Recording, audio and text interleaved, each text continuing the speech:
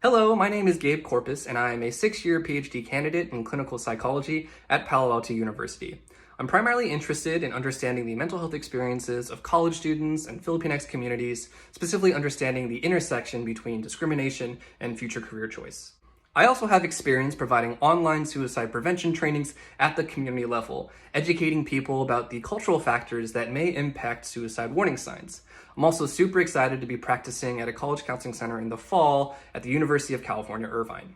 I'm an active student member of the Asian American Psychological Association and the Division of Filipinx American Psychologists, and I hope to be a leader in these organizations one day. As a Filipino grad student and a future psychologist, I have many hopes for the mental health of the BIPOC community. One thing I'm hopeful for is the disaggregation of data and mental health experiences of these communities. Something I've learned in the research on Asian Americans and Pacific Islanders is they're often lumped together into just one group, when in actuality they're comprised of over 50 different ethnicities with different languages, histories, customs, practices, traumas, and belief systems. I am hopeful for the similar research to be applied to BIPOC communities that have also been historically homogenized or grouped into one. In disaggregating these experiences and identifying individual group differences, I believe, and I'm hopeful for, a systemic understanding that BIPOC communities experience mental health, mental illness, and healing in different ways. Another thing I'm really hopeful for is the expansion of mental health services and psychological education through non-traditional means. The world of psychology is broad, and the research on BIPOC communities is growing. So what I see is the need to bridge the gap between academic literature and applying it to communities in need. For example, this can look like creating research-based community trainings with the purpose of destigmatizing mental health within BIPOC communities and informing folks about culturally appropriate resources in their area.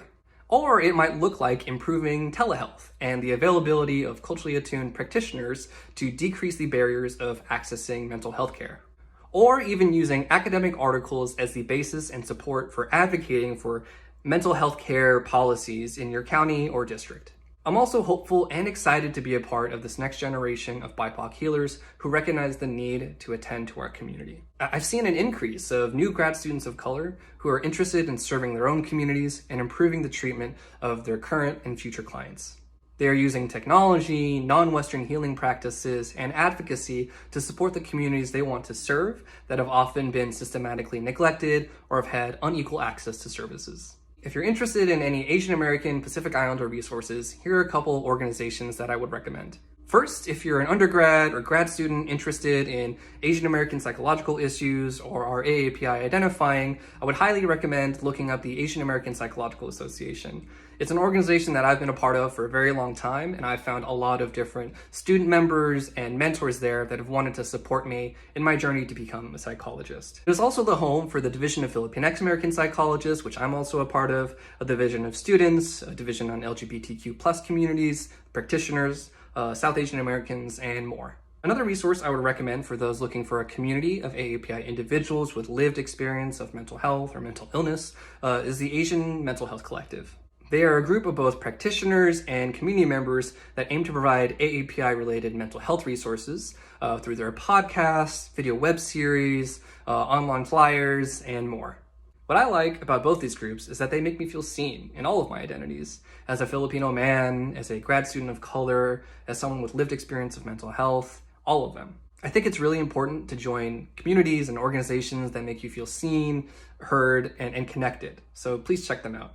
If you have any questions about these resources, applying to grad school, AAPI, or Filipinx mental health research, please feel free to contact me on my social media accounts. Thanks for watching.